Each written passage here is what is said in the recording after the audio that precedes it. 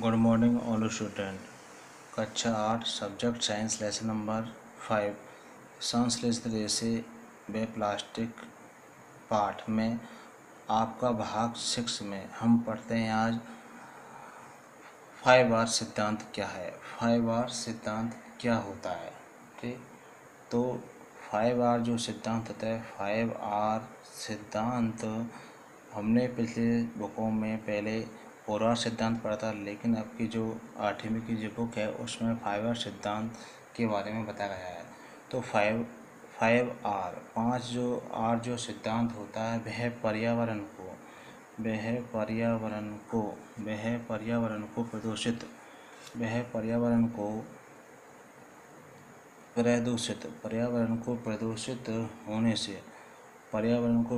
होने से बचाने के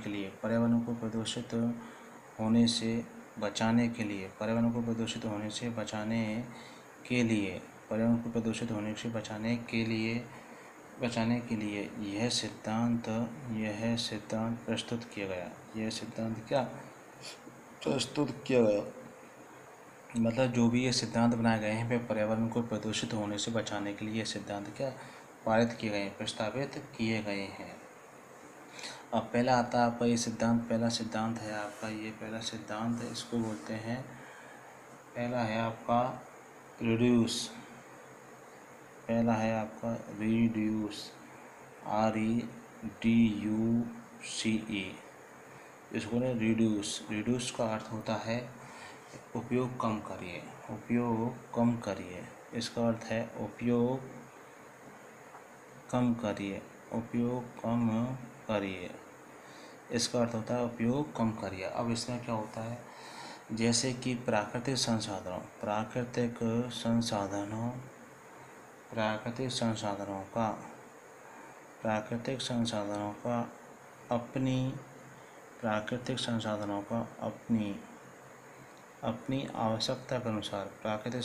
का अपनी आवश्यकता के अनुसार उपयोग करना चाहिए। तो प्राकृतिक संसाधनों का अपनी आवश्यकता अनुसार क्या चाहिए, उपयोग कम करना चाहिए।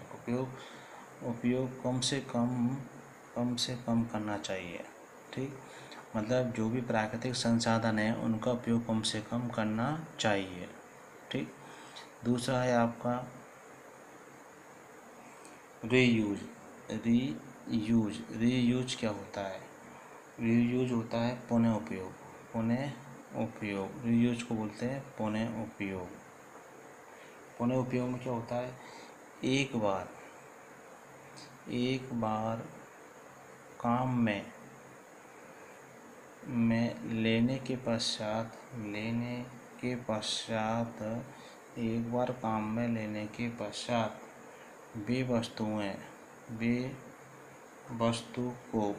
वे वस्तु को पुनः उपयोग में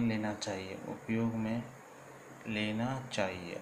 ठीक, तो ये रीयूज में क्या होता है, एक बार जो वस्तु काम में ली जाती है उसका पुनः क्या उपयोग कर लेना चाहिए। ये तो रिड्यूस हुआ। रिड्यूस का अर्थ होता है उपयोग कम करिए। हमें प्राकृतिक संसाधनों का अपनी आवश्यकता के अनुसार कम से कम क्या उपयोग करना चाहिए। तो ये हुआ रिड्यूस हुआ। अब रीयूज में क्या होता है, एक बार जो वस्तु काम में ली जाती है, पदार्थ एक बार जो वस्तु काम में लेने के पश्चात विभिन्न वस्तुओं का हमें पुनः क्या उपयोग करना चाहिए। तो ये क्या होगा आपका पुनः उपयोग। तीसरा है रिसाइकिल।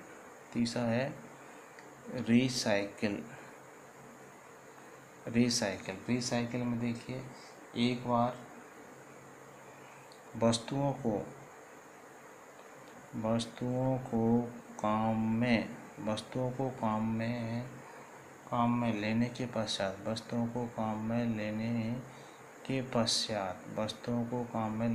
पश्चात टूटी फूटी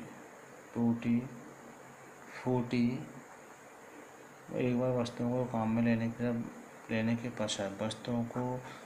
लेने के पश्चात टूटी फूटी वस्तुओं को पुनः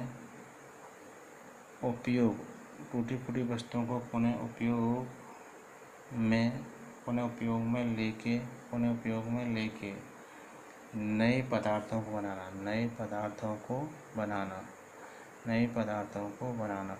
मतलब रिसाइकिल क्या है, एक बार जो वस्तु टूट फूट जाती है तो उनका क्या किया जाता है, पुनः चक्रण किया जाता है और दूसरी वस्तु के उपयोग में लाई जाती है, तो उसका क्या हुआ, पुनः साइकिल हुआ। ठीक। अब है रिकवर। चौथा है आपका रिकवर। रिकवर क्या होता है, रिकवर, रिकवर को बोलते हैं पुनः प्राप्ति। पुनः प्राप्ति, पुनः प्राप्ति। ठीक। अब पुनः प्राप्ति में क्या होता है, वस्तु को पुनः बार बार प्राप्त करना। किसी वस्तुओं को पुनः प्राप्त करना, वस्तुओं को पुनः या बार बार प्राप्त करना क्या कहलाता है, रिकवर कहलाता है। और पांचवा है आपका रिफ्यूज। पांचवा है आपका रिफ्यूज।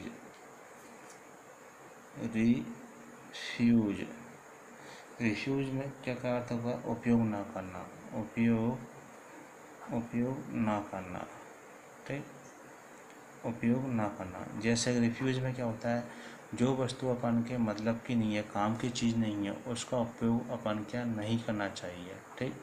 जिसका कोई अपन के पर्यावरण के लिए लाभदायक नहीं है या अपन के लिए लाभदायक नहीं है, वस्तु के लिए लाभदायक नहीं है, जिससे हमें कुछ प्राप्त नहीं होता है, तो उसका उपयोग कम से कम नहीं करना चाहिए। जैसे रिफ्यूज का, जैसे कोई कमरे में कोई व्यक्ति नहीं बैठा हुआ है तो पंखे का उपयोग हमें बिल्कुल नहीं करना चाहिए। अब जैसे गाड़ी का हॉर्न समय पर आने पर बजाना चाहिए, बार बार उसको क्या बजाना नहीं चाहिए, इसका बैटरी डाउन होती है तो इसका रिफ्यूज।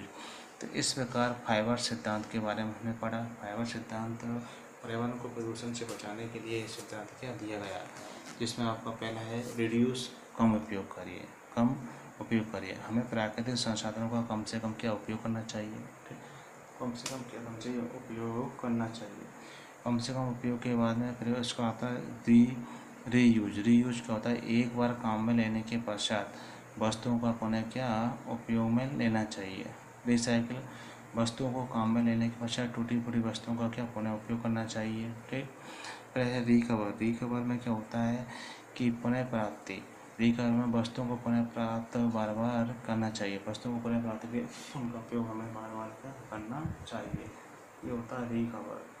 रिकवर के बाद में रिफ्यूज, उपयोग ना करना, जो वस्तु में उपयोग लायक नहीं है उनका उपयोग हमें क्या नहीं करना चाहिए, उसे बोलते हैं रिकवर। ठीक, ये क्या हुआ, रिकवर। अब इसके बाद में आपका है टॉपिक कि जहाँ तक हो हमें प्लास्टिक के उपयोग से बचना चाहिए। इस कथन से आप कितने सहमत हैं, जहाँ तक हो सके हमें प्लास्टिक के उपयोग से क्या बचना चाहिए। ठीक, तो जहाँ तक संभव हो हमें प्लास्टिक के उपयोग से क्या बचना चाहिए। ठीक, अब प्लास्टिक के उपयोग से कैसे बचना चाहिए वो देखते हैं। जहाँ तक संभव हो, तो प्रश्न है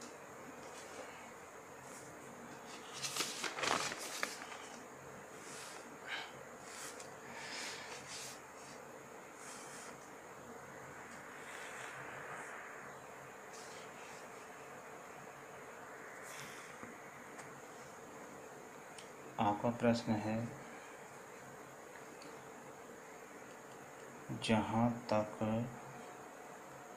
संभव हो जहाँ तक संभव हो प्लास्टिक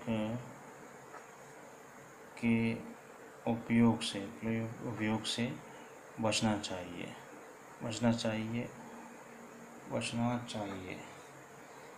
इस कथन पर सलाह दीजिए। इस कथन पर क्या दीजिए, सलाह दीजिए। तो जहाँ तक संभव हो हमें प्लास्टिक के उपयोग से क्या बचना चाहिए, इस कथन से आप सहमत है कि नहीं।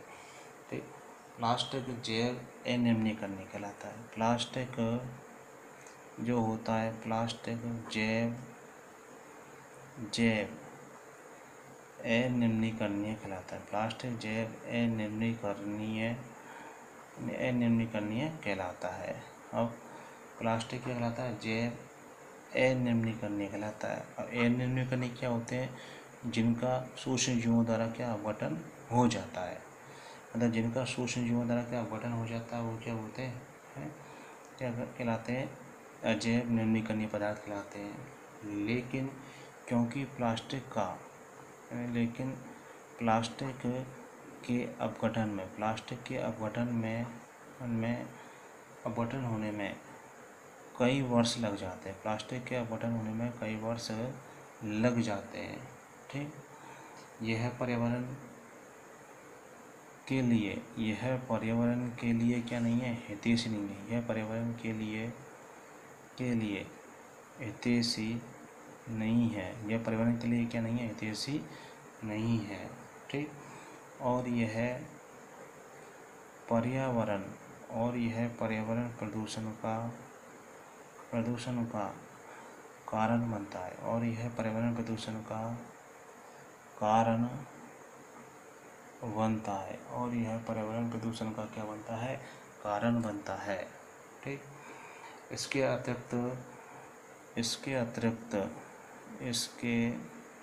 अतिरिक्त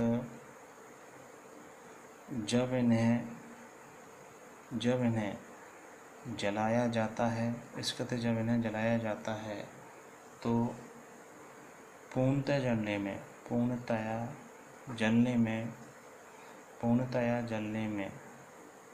में काफ़ी लंबा समय लगता है। मतलब इन्हें काफ़ी जलने में क्या लंबा समय लगता है। और भारी मात्रा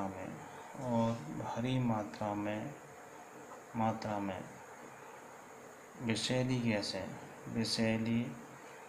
गैस उत्सर्जित होती है। भारी मात्रा में क्या होती है, विषैली गैस उत्सर्जित होती हैं। ठीक, तो जहाँ तक संभव हो हमें प्लास्टिक के उपयोग से क्या बचना चाहिए। प्लास्टिक क्या होता है, प्लास्टिक एक क्या है, अजैव नवीकरणीय क्या पदार्थ है। प्लास्टिक अजैव नवीकरणीय क्या है, पदार्थ होता है। ठीक, और प्लास्टिक क्या अपघटन है, प्लास्टिक क्या है, अजैव नवीकरणीय क्या है पदार्थ है। प्लास्टिक क्या है, अजैव नवीकरणीय पदार्थ। प्लास्टिक के अपघटन में कई वर्ष क्या लग जाते हैं, जो कि पर्यावरण के लिए, प्रदूषण के लिए क्या है, हितैषी है। पर्यावरण के लिए क्या ये हितैषी नहीं है। तो इसके अपघटन में काफ़ी लंबा समय लग जाता है। यह पर्यावरण के लिए क्या हितैषी नहीं है और पर्यावरण प्रदूषण का क्या बनता है, कारण बनता है। इसके अतिरिक्त जब इसे जलाया जाता है तो जलने में क्या काफ़ी लंबा समय लग जाता है और भारी मात्रा में विषैली गैस निकलती है। तो जहाँ तक हो हमें पहले प्लास्टिक के उपयोग से क्या होना चाहिए, बचना चाहिए। ठीक, तो इस प्रश्न का आंसर क्या हुआ, प्लास्टिक के यूज करने पर हमें क्या बचना चाहिए। जहाँ तक संभव प्लास्टिक के उपयोग से हमें क्या बचना चाहिए। अब होती है उदाहरण देकर समझाइए कि प्लास्टिक की प्रकृति अक्रियाशील क्यों होती है। ठीक, मतलब प्लास्टिक की प्रकृति अक्रियाशील क्यों होती है। प्लास्टिक की प्रकृति अक्रियाशील क्यों होती है। एक उदाहरण है, प्लास्टिक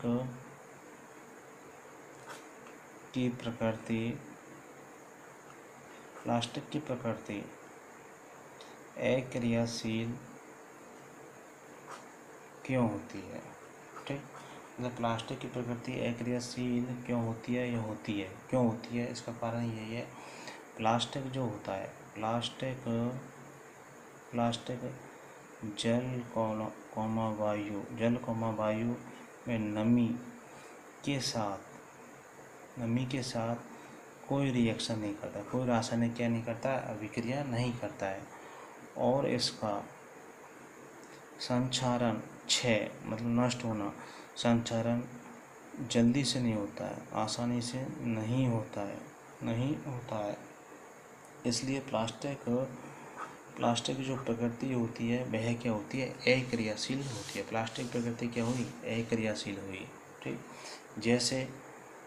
जैसे में उदाहरण है प्लास्टिक की प्रकृति अक्रियाशील हुई, विभिन्न प्रकार के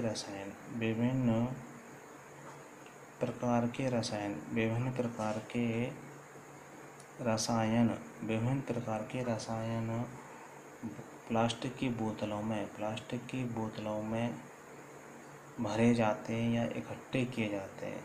ठीक, ठीक, सभी प्रकार के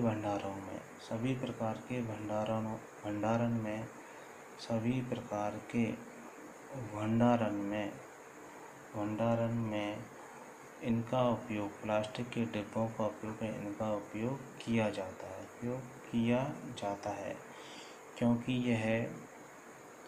यह वायु से अभिक्रिया नहीं करता है, वायु से अभिक्रिया नहीं करता है, क्योंकि यह वायु से क्या अभिक्रिया नहीं करता है। तीसरा है यह अचार व पानी को प्लास्टिक के पात्रों में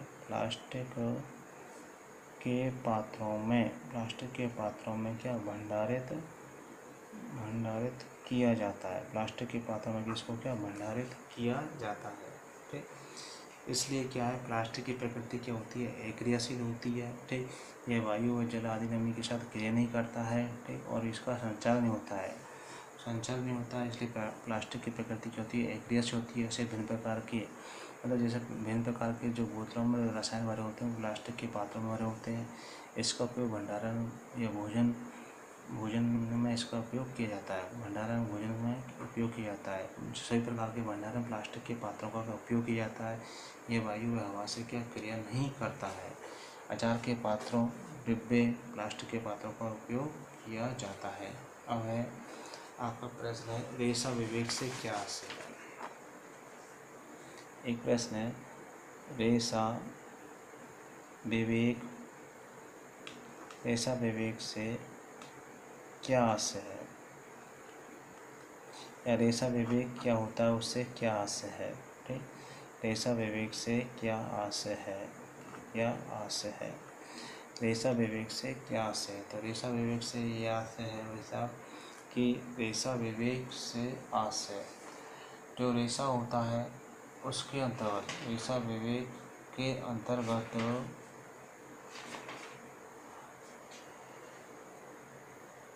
रेशा विवेक से आशय है कि हम अनिम्नीकरणीय पदार्थों का विवेक से उपयोग करें। तो रेशा विवेक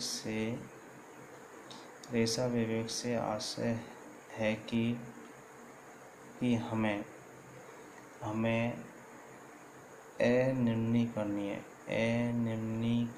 पदार्थों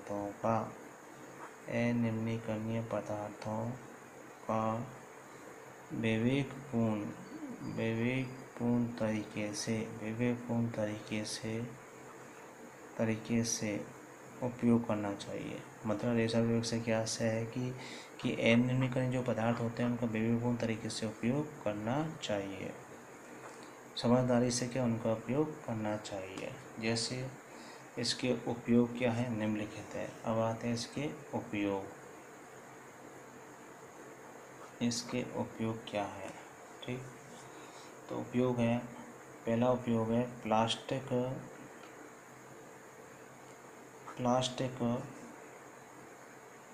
की थैलियाँ जलाशयों में अथवा सड़क पर नहीं फेंकनी चाहिए। रेशा विवेक का उपयोग क्या है, प्लास्टिक की थैलियाँ जलाशयों में सड़क पर नहीं फेंकनी चाहिए। ठीक, दूसरा उपयोग है इसका खरीदारी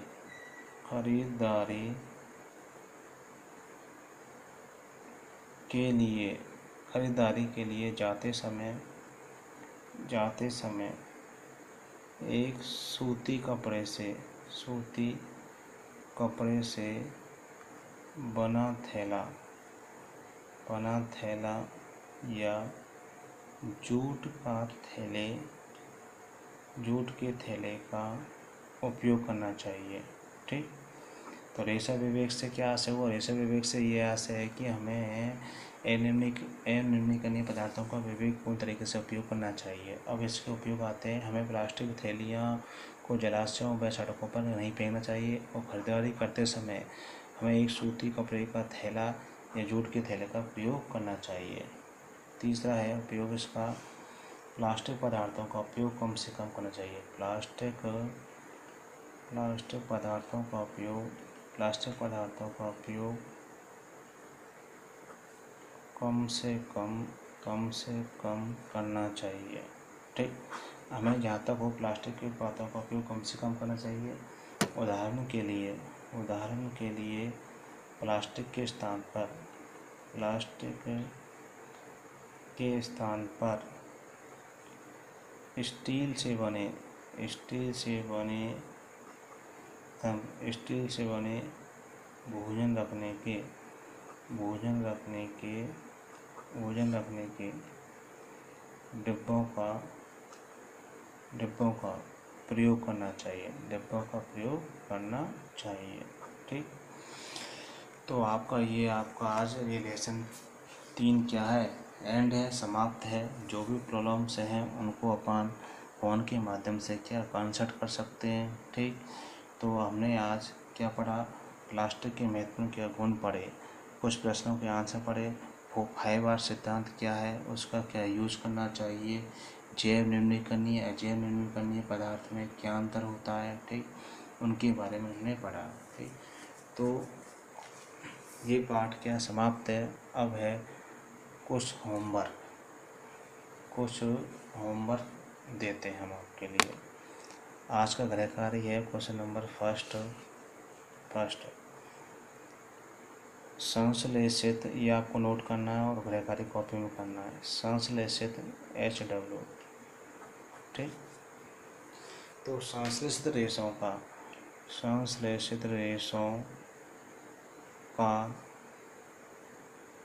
औद्योगिक निर्माण वास्तव में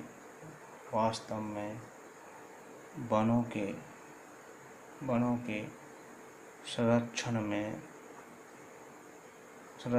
सहायक हो रहा है। मतलब इसका सही है कि संश्लेषित रेशों का औद्योगिक निर्माण वास्तव में वनों के संरक्षण में सहायक हो रहा है। कैसे समझाइए। ठीक, ये आपको प्रश्न क्या घर से करके लाना है। ठीक, दूसरा प्रश्न है आपका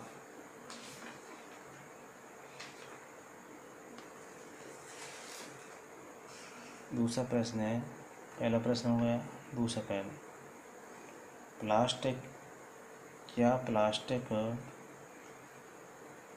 क्या प्लास्टिक ऊष्मा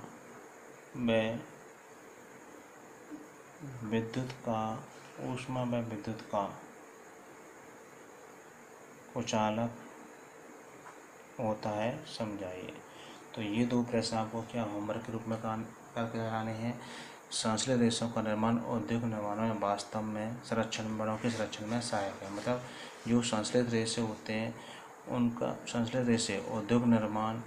औद्योगिक निर्माण वास्तव में वनों के संरक्षण में क्या होता है, सहायक होता है। जो संश्लेषित रेशे होते हैं उनका निर्माण औद्योगिक संरक्षण में क्या सहायक होता है, ये आपको प्रश्न करना। दूसरा है क्या प्लास्टिक विद्युत का क्या होता है, कुचालक होता है।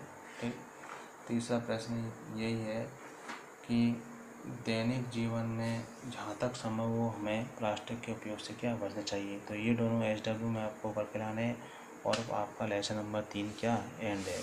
Thank you.